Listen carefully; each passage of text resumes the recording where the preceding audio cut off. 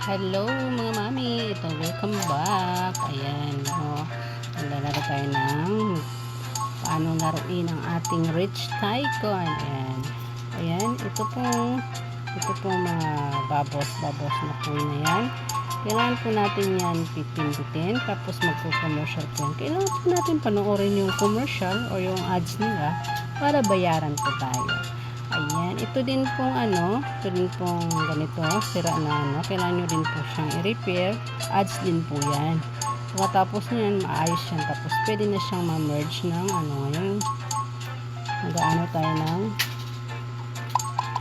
car para ito kasi kailangan mo siya pindutin para auto. Ngayon kung pipindutin ko siya, medyo maghahaba na yung ating video.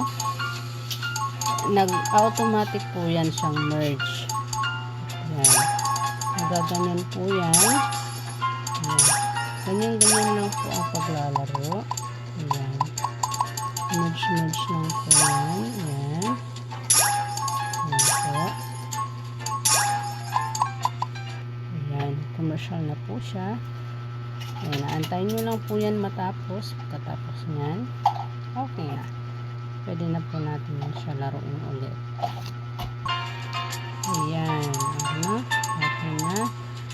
Ayan. I-merge lang po natin. Ito po yung nakukuha natin sa ads. Ayan po. Medyo malayo-layo pa po ako bago po natin ma-cash out. Ayan.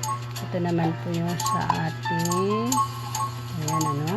na-cash out na po natin yung through Lazada.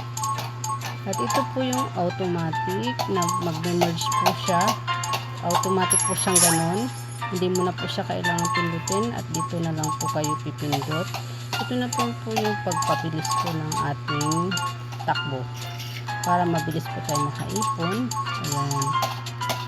Tapos kung ito po may mga po dito, mga sign, pipindutin po yan. May makukuha po kayong coins dyan. And coins sa green bill at saka sasakyan po. Meron po dyan.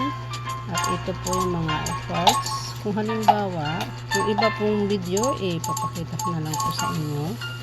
Iba pong instruction kung paano po siya laruin. Ayan po mga mami.